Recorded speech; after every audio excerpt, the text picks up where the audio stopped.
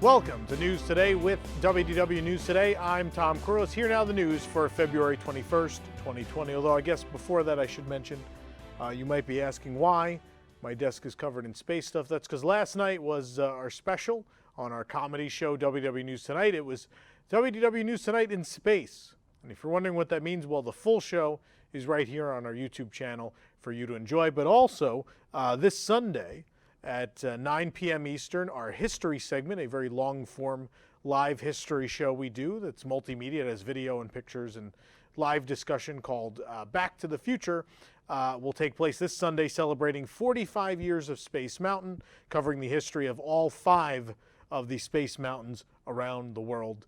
And that'll be right here live on YouTube as well, but of course will be available afterwards whenever you want it. So kind of Space Week here at WDWNT, but all that out of the way, let's get started with the news.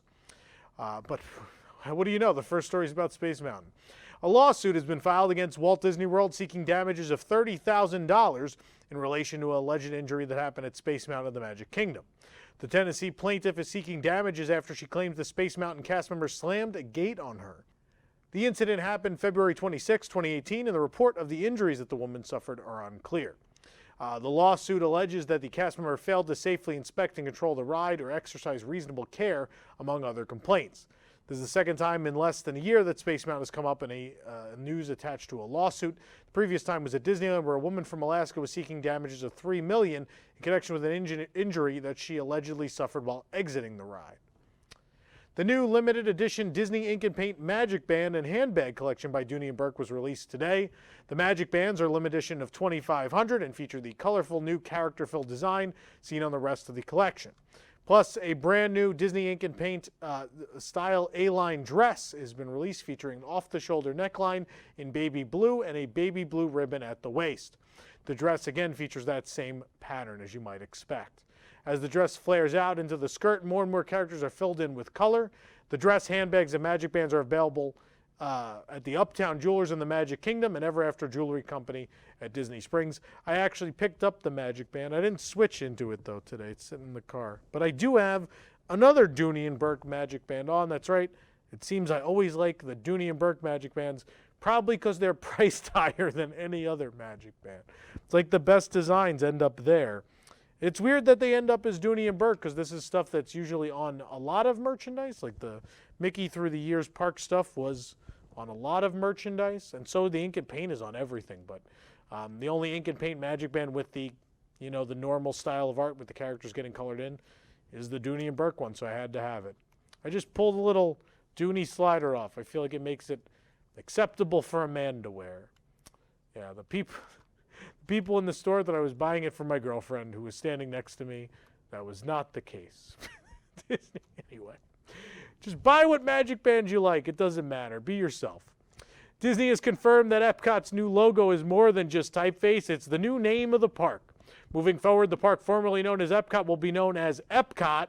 This isn't making a lot of sense if you're just listening to the show, probably. It's no longer capital E, lowercase PCOT. It's now Epcot, all capitalized, all uppercase, like an acronym.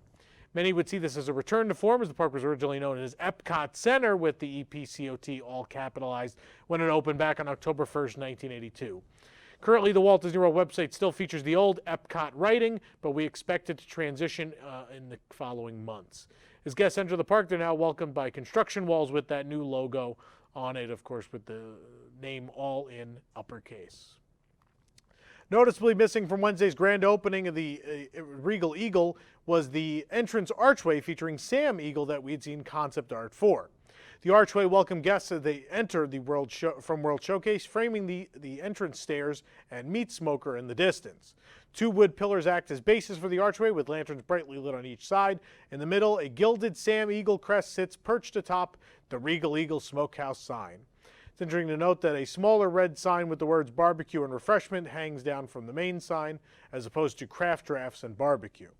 You can, of course, check out our full review and full tour of the Regal Eagle Smokehouse at WDWNT.com. That review includes every single item. The former attraction hours cuts made at Epcot to the film attractions has been reversed, according to a memo to cast members. The hours will remain as follows. Awesome Planet will close at 9 p.m., Canada Far and Wide at 9 p.m., the Beauty and the Beast Sing-Along will close at 7 p.m., Impressions of France Still from 7:30 to 9, American Adventures last show at 9 p.m., and Reflections of China open until 9 p.m. I guess enough people complained. 2 limited edition posters honor upcoming attractions at Epcot: the Guardians of the Galaxy Cosmic Rewind and the Space 220 restaurant, featured in screen-printed artistic interpretations. And you can buy these at the festival merchandise booth between the Epcot Experience and the Mexico Pavilion. It's not clear where they'll go after the festival's over. While they're shown framed, they come rolled in a cardboard cylinder poster tube and cost $90 with no applicable discounts. You may think that's a lot of money. Screen printing is actually an expensive process. This isn't out of the norm for screen-printed posters. Also, the posters are numbered. Previously released are the Epcot Center Serograph at the Expo and the Epcot Serograph. Those were 00 and 01. Spaceship Earth and Mission Space were 02 and 03. These two are 04 and 05. The series will continue on. According to cast members, monthly. They are limited editions of 100. I do have all 5 so far. I'm hoping not to miss one. I think it's a pretty cool collection. They're great posters. Yeah, they're expensive, but screen-printed posters are really cool. They really pop on the wall. They're really pretty. It's a good $90 to spend. Also, I'll share some inside information.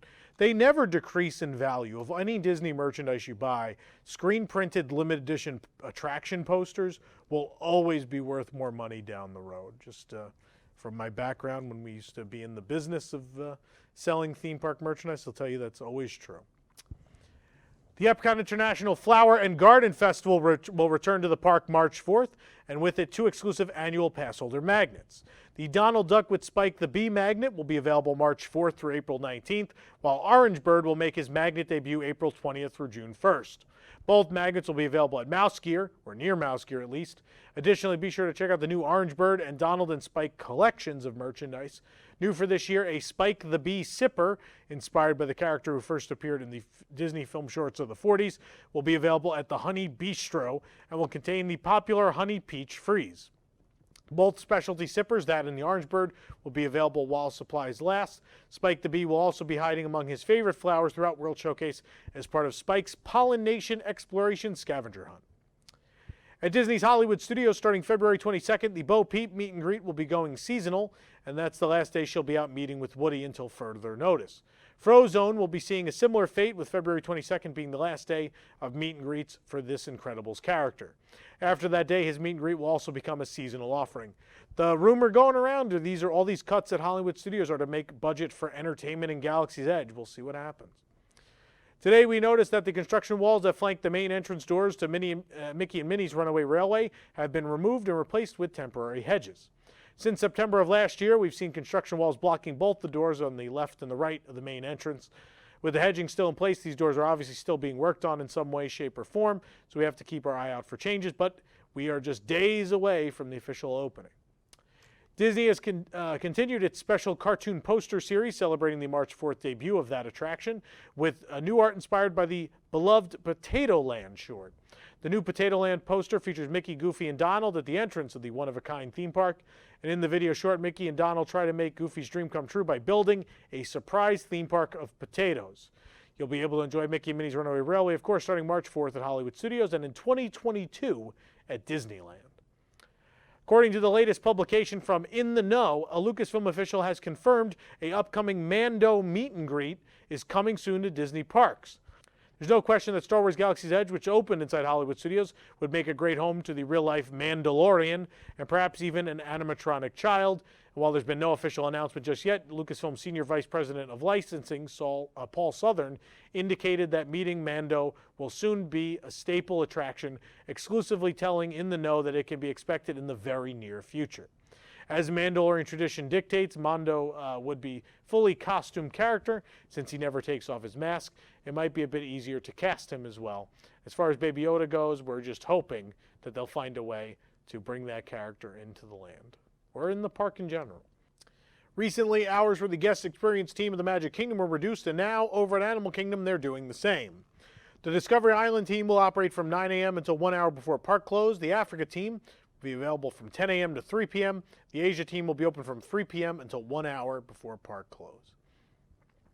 Similar to the Design by You personalized shirt design lab that debuted at the Magic Kingdom back in December, a new custom t-shirt kiosk concept has debuted at Disney Springs. The kiosk is located inside the Marketplace Co-op at Disney Springs. Just look for the big red kiosk and loud Made by You signage. Nearby displays show all the different types of tees and tee sizes available, as well as what the designs look like once printed. Designs include Baby Yoda, Orange Bird, park icons, and even some special park life designs. You simply touch the design you'd like to start with and move on to the tee color, sizing, and any personalization. You can pick between adults, women's, and youth sizes, with the women's tee offering a scoop neck instead of the classic crew neck of the adult. Pricing for the shirts range from $29.99 for adults to $39.99 for women, $24.99 for youth.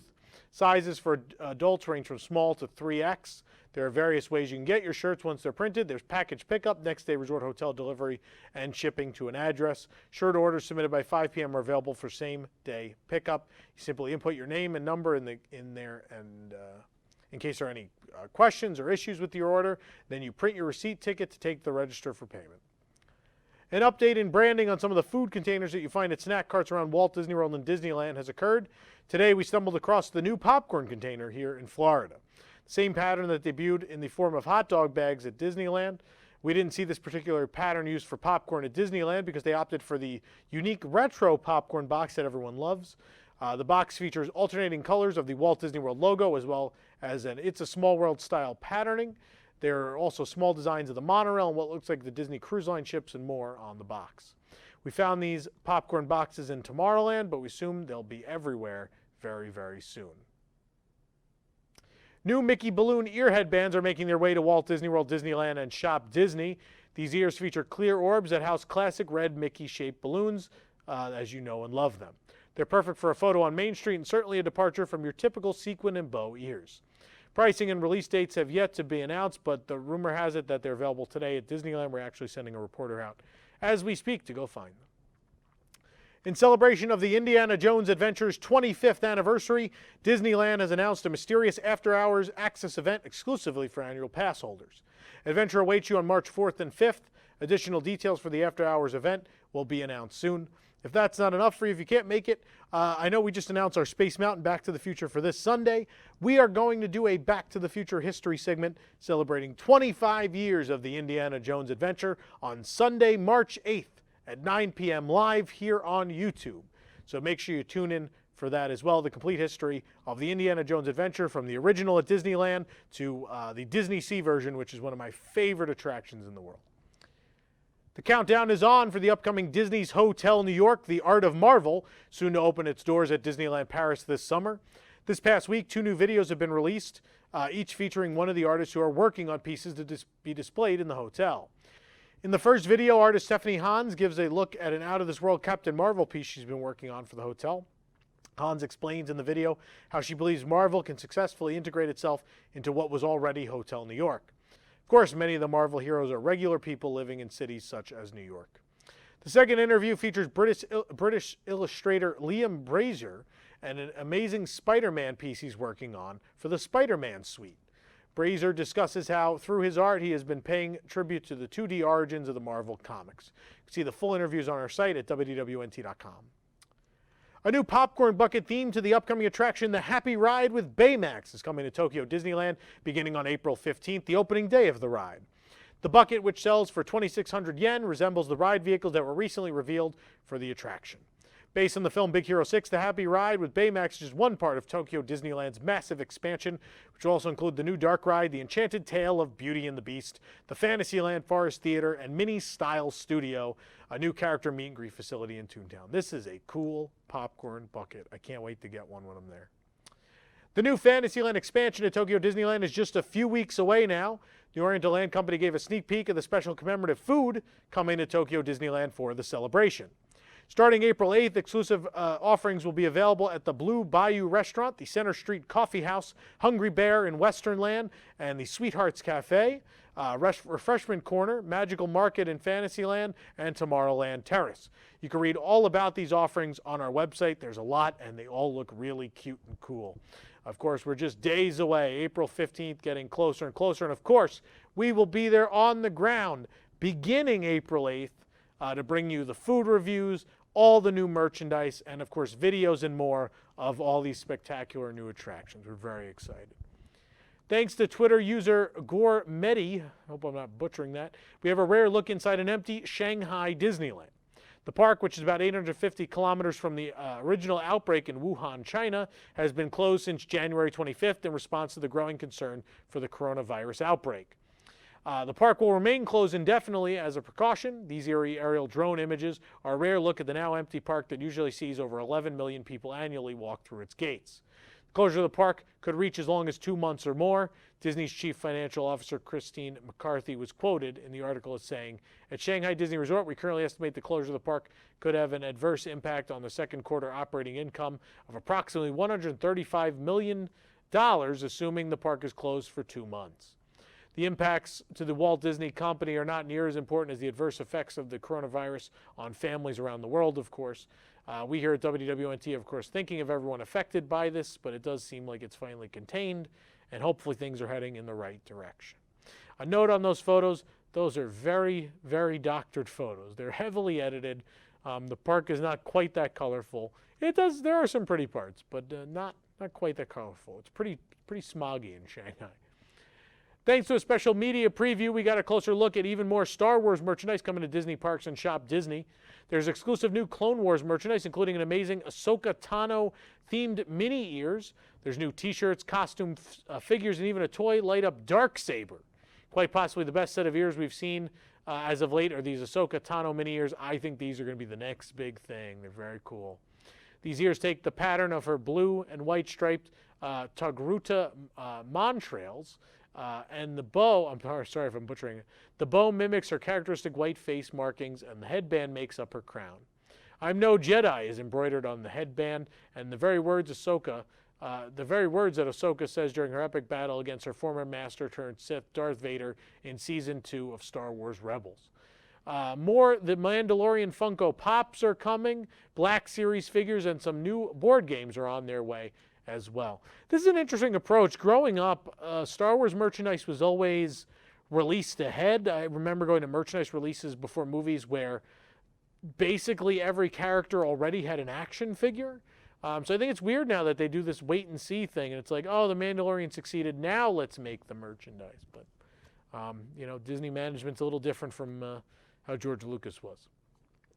For more information on these stories and more, head on over to WDWNT.com. If you're enjoying the show, be sure to like this video, subscribe to WDW News Today on YouTube for more great content, and click the bell for notifications.